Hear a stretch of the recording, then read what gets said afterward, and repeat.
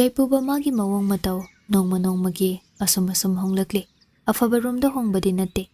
ꯁꯤꯜꯀꯤꯅ ꯍꯧꯗꯨꯅ ꯀꯣꯏꯕ ꯆꯠꯄ ꯂꯥꯡꯕ ꯅꯣꯡꯃ ꯅꯣꯡꯃꯒꯤ ꯁꯨꯝ ꯍꯦꯟꯒꯠꯂꯛꯂꯤ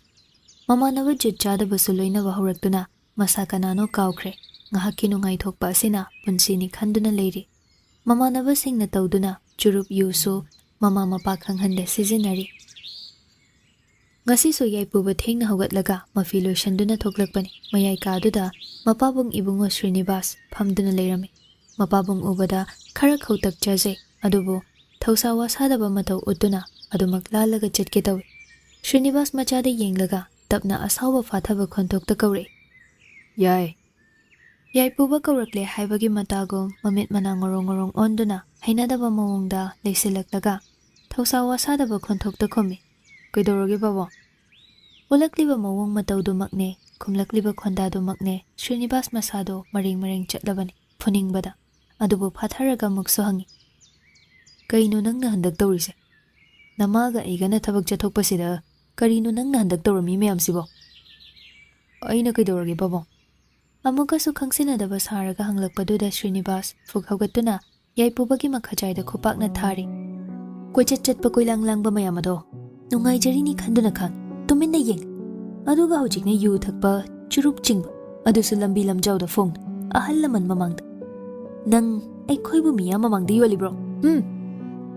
ꯌꯥꯏꯄꯨꯕ ꯃꯈꯖꯥꯏ ꯑꯗꯨ ꯃꯈꯨꯠ ꯅꯥꯝꯃꯅ ꯅꯥꯜꯂꯒ ꯊꯧꯁꯥ ꯋꯥꯁꯥꯗ ꯑꯗꯨꯃꯛ ꯈꯨꯝꯂꯛꯏ ꯅꯨꯄꯥꯅꯤ ꯕꯥꯕꯣ ꯑꯗꯨꯒ ꯑꯉꯥꯡꯁꯨ ꯅꯠꯇꯦ ꯀ꯭ꯂꯥꯁ 12 ꯀꯥꯔꯁꯤꯗꯤ ꯍꯩ ꯃꯍꯥꯆꯟꯗꯥꯟ ꯅꯈꯖꯥꯏꯗꯨꯗ ꯑꯣꯟꯗꯨꯅ ꯊꯥꯔꯛꯎꯔ ꯈꯨꯄꯥꯛꯁꯤꯅ ꯑꯗꯨꯛ ꯌꯥꯝꯅ ꯅꯀꯣꯛ ꯌꯥꯎꯗꯕ ꯅꯪꯕꯨ ꯑꯩꯅ ꯍꯦꯛ ꯄꯣꯛꯄ ꯏꯆꯥꯔꯅꯦ ꯍꯥ ꯁꯤꯀꯤ ꯀꯔꯤ ꯊꯣꯛꯇꯅ ꯅꯊꯤꯕꯣꯡ ꯌꯨꯗꯣ ꯊꯛꯏꯕ ꯅꯔꯜ ꯀꯔꯤ ꯂꯩꯗꯅ ꯒꯥꯔꯤ ꯊꯧꯗꯨꯅ ꯀꯣꯏꯆꯠ ꯂꯝꯕꯤꯗ ꯆꯥꯔꯤꯕ ꯍꯥ ꯅꯅꯥꯗꯒꯤ ꯁꯅꯥ ꯐꯥꯎꯕ ꯂꯧꯊꯣꯛꯇ꯭ꯔꯤꯕ ꯅꯪꯅ ꯑꯗꯨ ꯃꯌꯥꯝꯗꯣ ꯇꯧꯔꯒ ꯅꯩꯔꯦ ꯈꯜꯂꯤꯔꯣ ꯂꯋꯥꯏ ꯃꯆꯥ ꯀꯧꯋꯦꯗꯣ ꯈꯪꯉꯕ ꯂꯋꯥꯏ ꯃꯆꯥ ꯕꯥꯕꯣ ꯑꯩꯁꯨ ꯅꯨꯡꯉꯥꯏꯊꯣꯛꯄ ꯌꯥꯏ ꯀꯩꯅꯣ ꯑꯗꯨꯒ ꯏꯃꯥ ꯄꯥꯕꯨꯡꯒꯤ ꯅꯔꯜ ꯃꯌꯥꯝꯁꯤ ꯑꯩꯒꯤ ꯅꯠꯇ꯭ꯔꯣ ꯏꯆꯟꯗꯤ ꯅꯨꯄꯤ ꯋꯥꯗꯨ ꯂꯣꯏꯁꯤꯟꯕ ꯅꯪꯗꯦ ꯅꯥꯀꯟꯗꯒꯤ ꯈꯨꯄꯥꯛꯅ ꯊꯥꯖꯤꯜꯂꯦ ꯍꯟꯗꯛꯅ ꯃꯃꯥ ꯁꯤꯟꯊꯥꯅꯨꯅ ꯊꯥꯔꯛꯄꯅꯤ ꯍꯦ ꯀꯩꯅꯣ ꯅꯪꯅ ꯉꯥꯡꯉꯤꯗꯣ ꯍꯥ ꯅꯪꯅ ꯑꯗꯨꯃꯥꯏꯅ ꯍꯦꯛꯇ ꯉꯥꯡꯕ ꯌꯥꯕ꯭ꯔꯣ ꯅꯨꯄꯤ ꯑꯃ ꯀꯣꯏꯁꯤꯜꯂꯒ ꯍꯧꯖꯤꯛꯇꯒꯤ ꯍꯧꯅ ꯑꯗꯨꯒꯨꯝꯕ ꯋꯥꯉꯥꯡ ꯁꯉꯥꯡ ꯉꯥꯡꯂꯕ ꯅꯪꯕꯨ ꯉꯥꯎꯔꯕꯣ ꯍꯥ ꯅꯪꯅ ꯑꯁꯨꯛ ꯌꯥꯝꯅ ꯍꯣꯡꯂꯛꯂꯤꯁꯦ ꯀꯩꯒꯤꯅꯣ ꯃꯤ ꯏꯃꯥꯒꯤ ꯌꯥꯏ ꯀꯞꯂꯛꯂꯦ ꯁꯤꯟꯊꯥꯅꯨꯗꯣ ꯌꯥꯏꯄꯨꯕ ꯃꯃꯥꯒꯤ ꯄꯤꯔꯥꯡꯗꯨ ꯎꯕꯗ ꯃꯁꯥꯗ ꯅꯨꯡꯉꯥꯏꯇꯕ ꯈꯖꯤꯛꯇꯤ ꯐꯥꯎꯖꯩ ꯑꯗꯨꯕꯨ ꯅꯨꯡꯉꯥꯏꯇꯕꯗꯨ ꯅꯥꯊꯩꯗꯨꯅ ꯃꯆꯤꯟ ꯈꯨꯝꯃꯛꯏ ꯑꯩꯅ ꯀꯣꯏꯕ ꯅꯨꯄꯤ ꯑꯃꯨꯛ ꯋꯥꯔꯤꯁꯤꯗ ꯄꯨꯁꯤꯜꯂꯛꯏꯁꯦ ꯀꯩꯒꯤꯅꯣ ꯉꯥꯎꯅꯤꯡꯉꯒ ꯉꯥꯎꯅꯤ ꯇꯧꯅꯤꯡꯕ ꯊꯕꯛ ꯂꯣꯏꯅ ꯇꯧꯅꯤ ꯌꯨ ꯊꯛꯅꯤꯡꯉ ꯊꯛꯀꯅꯤ ꯁꯤꯗꯤ ꯑꯩꯒꯤ ꯑꯄꯥꯝꯕꯅꯤ ꯁ꯭ꯔꯤꯅꯤꯕꯥꯁ ꯍꯟꯗꯛꯃꯨꯛꯇꯤ ꯑꯁꯥꯎꯕ ꯐꯥꯊꯕ ꯉꯝꯗ꯭ꯔꯦ ꯃꯆꯥꯕꯨ ꯊꯤꯅ ꯐꯨꯕ ꯍꯧꯔꯛꯂꯦ ꯅꯪ ꯀꯥ ꯌꯥꯝ ꯍꯦꯜꯂꯦꯅꯦ ꯍꯥ ꯅꯃꯥ ꯅꯄꯥꯗ ꯐꯥꯎꯕ ꯀꯔꯝꯕ ꯋꯥꯉꯥꯡ ꯁꯉꯥꯡ ꯁꯤꯖꯤꯟꯅꯒꯅꯤ ꯈꯪꯗꯕ ꯑꯗꯨꯛ ꯌꯥꯝꯅ ꯂꯩꯕꯥꯛ ꯃꯆꯥ ꯇꯥꯗꯕ ꯅꯃꯥꯒ ꯑꯩꯒꯅ ꯊꯕꯛ ꯆꯠꯊꯣꯛꯄꯁꯤꯗ ꯅꯪꯅ ꯀꯨꯁꯤ ꯇꯧꯔꯤꯅꯦ ꯍꯥ ꯃꯗꯨ ꯌꯥꯅꯤ ꯈꯟꯕ꯭ꯔꯣ ꯉꯁꯤꯗꯒꯤ ꯅꯪ ꯌꯨꯝꯗꯒꯤ ꯃꯄꯥꯟ ꯊꯣꯛꯄ ꯌꯥꯔꯣꯏ ꯁ꯭ꯀꯨꯜ ꯇ꯭ꯌꯨꯁꯟ ꯑꯝꯇ ꯆꯠꯄ ꯌꯥꯔꯣꯏ ꯅꯪꯒꯤ ꯀꯥꯗꯒꯤ ꯍꯦꯟꯗꯣꯛꯂꯕ ꯑꯩꯕꯨ ꯐꯠꯇꯦ ꯍꯥꯏꯒꯅꯨ ꯑꯁꯤ ꯍꯥꯏꯗꯨꯅ ꯃꯉꯛ ꯁꯝ ꯂꯥꯛꯇꯅ ꯆꯤꯡꯂꯒ ꯃꯥꯒꯤ ꯀꯥꯗ ꯏꯟꯁꯤꯜꯂꯤ ꯑꯗꯨꯒ ꯃꯄꯥꯟꯗꯒꯤ ꯊꯣꯡꯗꯨ ꯂꯣꯟꯁꯤꯜꯂꯝꯃꯤ ꯁ꯭ꯔꯤꯅꯤꯕꯥꯁ ꯃꯆꯤꯟꯗ ꯁꯥꯎꯅ ꯄꯦꯟꯗꯅ ꯁꯣꯟꯖꯩ ꯑꯩꯅ ꯃꯥꯒꯤꯗ ꯑꯩꯒꯤ ꯏꯆꯥ ꯌꯥꯏꯁꯦ ꯑꯁꯨꯛ ꯐꯔꯝꯕ ꯃꯥꯅ ꯅꯨꯄꯤ ꯑꯃꯒꯤꯗꯃꯛ ꯇꯧꯔꯤꯕ ꯃꯌꯥꯝꯁꯦ ꯀꯔꯤꯅꯣ ꯍꯥꯏꯕꯅꯤꯗ ꯃꯄꯥ ꯑꯩꯉꯣꯟꯗ ꯐꯥꯎꯕ ꯃꯆꯤꯟ ꯈꯨꯝꯕ ꯉꯝꯃꯕ ꯈꯜꯂꯨꯔꯒ ꯑꯩ ꯊꯃꯣꯏꯁꯤ ꯌꯥꯝ ꯆꯩꯗ ꯁꯤ ꯍꯥꯏꯗꯨꯅ ꯃꯈꯨꯠ ꯈꯨꯠꯇꯨꯝ ꯇꯥꯗꯨꯅ ꯋꯥꯜꯗꯨꯗ ꯁꯥꯐꯨ ꯀꯟꯅ ꯊꯤꯟꯖꯤꯜꯂꯤ ꯁꯤꯟꯊꯥꯅꯨ ꯆꯦꯟꯁꯤꯜꯂꯛꯂꯒ ꯑꯁ ꯃꯈꯣꯏ ꯄꯥꯕꯣ ꯀꯩꯅꯣ ꯇꯧꯕꯤꯔꯤꯁꯤꯕꯣ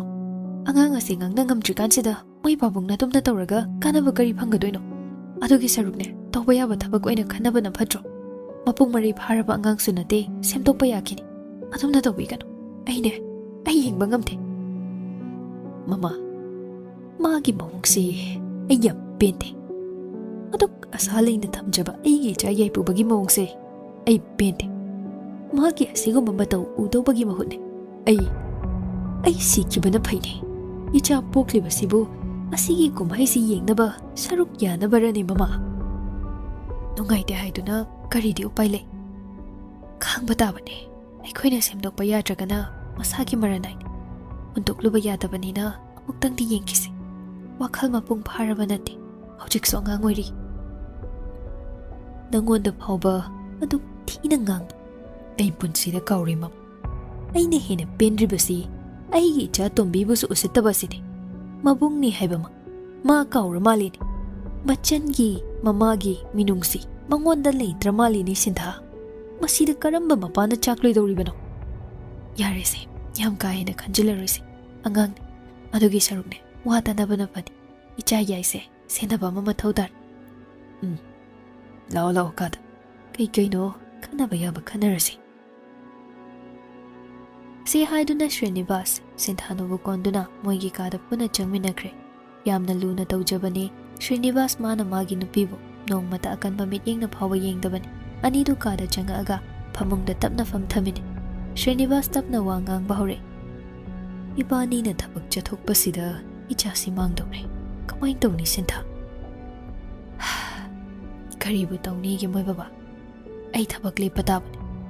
toksu tokninge tha aide mihat pungi case mayamduda mai onsin batal abani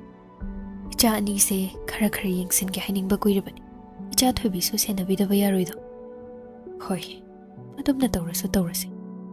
aduga yamna luribasi ikoi ani gi ming truck case ta chenai haiba pawama ningphung taribasi ni ne hoi aduni khwaidagi marusi ai madu lekhaida na baba kanana karigi adugumba pawdu sandoklino haibado ai mayek singna khangni sandokpadi mande masi mama ming sejinaba male nahan chingle na hairakpani aikhoigi ming pallaga nupi ama nupa kharaga pot puba manba mawongda chatkhina haiba aingondana yaipubagi nupi ama chatminarido chingnei haire meyeng na yeng chumde huran lon chatpa ama tawena nahan duty taringaida moi thengnaba timna hairakpani sigi wase phajana thigachimo icha yaipuba sisina boirambasu yaine khangsadreda hojik lurise masigi chandan sini ayuktagine karimata su charamgiro piba changbasu dal phuningakani khanbada farese chagoina phajana pijana bador hoi aduna farani adudi ai chagi singlushin bongta tawrukhigi hoi Sinthanu tapna hogatuna thokre Srinivas chatkriba magi nupibu yengduna tomin phamle asomna WakhaL khallaga famlamba Srinivas to lagliba kolgi ringduda ikhang khangna phone du ta paikhatuna kanano haina yeng SP ki call oirambaduda hatho call du fat receive tawi hello sir Srinivas mo ase khara lure kamai tawni ai gyan ta bangam jadre sir phajana ung ta haibiba yagadra drug ki case asida nangi family jenner masida men oina jeneriba yaipubani aduna ai kai haigadabano khangtri Srinivas pawdu tabada ngakna latlat tawduna khum kai heba aigi cha yaipuba nadra adubu oiba yagadrani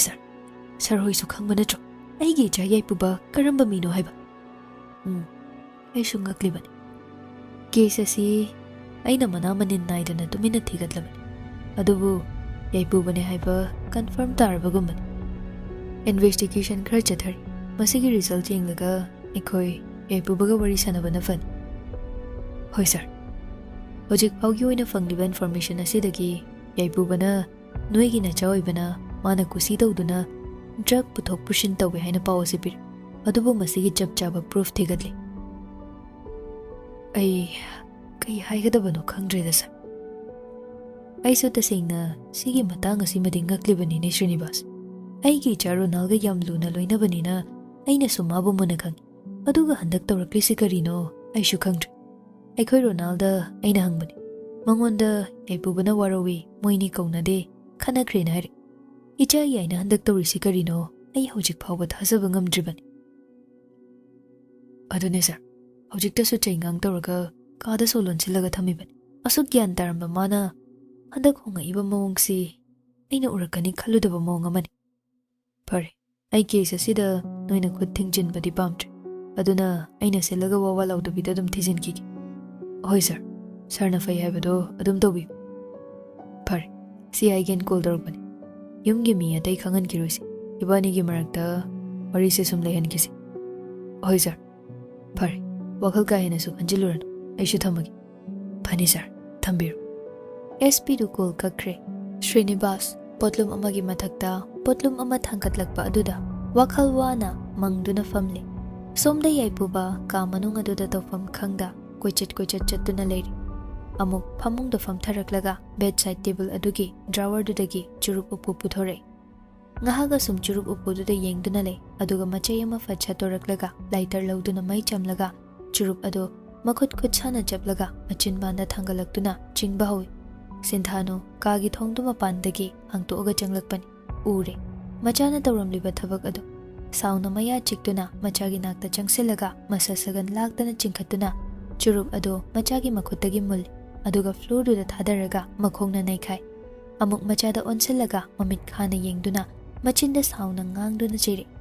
karino ba nangna tawramlise lambi lamkhangda ikhoi udrikanda tawbadagi hentokladana nang yumsida ikhoi leina ikhoi gi mangda churup thabani ne ha si hairaga makhasaida on duna thajil Yaipuba mamada sauna yenglaga imana yipunsida sugam yelise kaigino imana na thaulita jangaga kaino ba ingonda sawirise si hairaga mamabu thaidoktuna chatkige taw shinthano chatkige tawriba machabo masasagan laktana chinglaga floor de inthoi khangrana nangumba manasu ingonda dumaina haiba yabro ha ngasaidagi karimata chadribani khalaga chak charula o haiba changlakpa ingonda nangna dugumba wangang sangang sizinaba yabro ha si haiduna mamai mamit khangda thajili Sinthano wa makhatare nang churup yam thakningba natro ha adudi se si hairaga phamang manakta changsilaga leiriba churup upu aduga lighter duga paiduna Yaipubagi manakta famthare aduga churup upu aduda yauriba churup machai sing ado amukta mai chamlaga Yaipuba magi makhutta mai chaklaba churup sing du namsilli anabagi CHEINA du khangba ngamda mamabu inthoklamlaga kadudagi chenthorakle Yaipuba aduk thina fura du phau ayo haide mamitagi mapi marik ama phau tade anam yam kalli nupasi asumna thoglaaga magi gari thodokduna thogle gari du makhut na mana mamai chumlaga makhut na mana magi purit khawdagi phone du lawthoktuna silky da call taw call aduso shadadum paikhatle nupa mabo ngai handuna thamde hello kailege yumda kidawrge na khondo kinumi tawida kistode lawalabane lishilam nangi pujai lawne habdo lawrasi hoy adudi ai loishilamage sasala uko labane si hairaga kolu kakthatlaga ondu pocket ta hapchinkre asumna gari thoduna lakpana silky hoigi yum yore gate gari du khamamaga adum hekta manungda changle mangonda surastu phamduna lerambani Yaipuba lakpada harauna ero kaino manamani naidek ta phawjilaisina as Dasuras kai boiruni yum leiba santi phangdri aduna koirein silky gi mabung oirabaso adumak mamanaba amagumna loine Yaipubaga Suras kasi aduga Suras nasu Yaipuba bu magi machanupiga punhanningbagi Yaipubada harau tawi luna tawsine khra toin lao haribane ekhoi silky se ainaga thabak chinba sida senabinaba leitini aduna nangna khara senaradi faidana sumna haibaduda Yaipuba nokpet tawduna khumpham khangda lukhamdanal Suras makhadu maksam thare nang lakpa dan yam jar changu imungda silky leibane chaka chaminar adugane thabaga ma chani haibane ma adusu chatminar ai thabak chaluki ge ko Yaipuba hoida Suras Yaipuba di machin manaw adugi law adu khangdabana harauje silky senau haira ikaina chakyam chaba apangba angangse mina mabu sizina birine haidi khangjadabanina haraubaga su tawripot nokchaningdra sanabol phawlo thoktriba managa nupigi damak pambom tinglini kaina tawja sarisi silky namabu sizinanaba thambani khanglakpa matamda kari oigadawri masigi apangba angangse Yaipuba manungda changaga silky bu kawi silky tabro loidriba kumtharo tari loiri kumagi leiramo sofa du da famamo Yaipuba su silky na haibadumak tawi leiriba sofa du da famtharaga silky kumlakpa ngairi kyam kuirage lakba oh kuidrida kuibudi ado akhoida chak chakro kona jarsi nangi do hana chalurasi nangna haiba pungdo dar oh hoy ado han chalurasi si hairaga Yaipuba mangonda yenglakpani ure makhutta asokpado silky pakhatna nupa magi manak changsinduna makhuttu pairaga as sidi kamoin doiba ising loina hali pomsu pomi isutoi kanan doino sibo karama mi phatano ba imanani ngawrubo noi madubo machada bu sumai kanan dawnagi kaigino mana nangoda sumai doisibo aina churup thakpaini Nupana churup thaktradi kanan thaktorigeba. Adu khakibu sumai do bahnabra. As yarese kishu tawde. Chalasila. Ngai ko hida kapige. Si hairaga first aid box to lawba ka amagi manungda changre. First aid box puraklaga yaipubagi nakta famthare. Aduga sokpa mafamsing ado hida kaple. As yarese kishu tawdre. Nangidu chalasi pung thengiba. Loirese chalasila. Si haiduna anidu thoklei. Yaipubana gari thoduna lai. Silky na mafam du taktuna magi pot adu laururaga halakpagi lambida police checking torami. Silky matha sana as policing se kai tore hebano muglerami sena. Kishu torida khoidadi handa drug puthok pushin yam torina hebani adunani. Silky wa makhata da tumin tongi tongli haiba khaktani mihondi sudrabani. Gari dagi chongtharaga chening labani. Policing aduna gari khamlakpadagi gari du khamduna yaipuba amadi Silky kumthare. Silky ki madau yadaba numit haibadu thokle ngasidi duty dariba officer do anoba oibana yaipubaga masak khangnaramde. Silky yaipubada chirul tawi noi baba iming palamu aduga chalagi kholagi khara thurina hayomta ai moi meeting saina deba kaisu tawjadaba policing do meeting karan taba oina muk haibirare nupi mana yaipubasu Silky na haibadu mak tawi adubo officer do na yadraduna moi anibo munna check tawhale sum check tawrakpada Silky na ngasai lauruba magi pot yawe haiba bag ado yengnaba Silky gi makhutagi lauraga hangtore ure hek hangdokpaga yauramliba mamal yamlaba drug mayamdo madu ubada officer do sauna yaipubagi manak changsilaklaga bag ado yaipubada utuna shi kaino ha yaipuba yauriba pot sing ado ubada mamit mana chap yung shi aigina dia sir aidi khangdi bag to the si yawe heba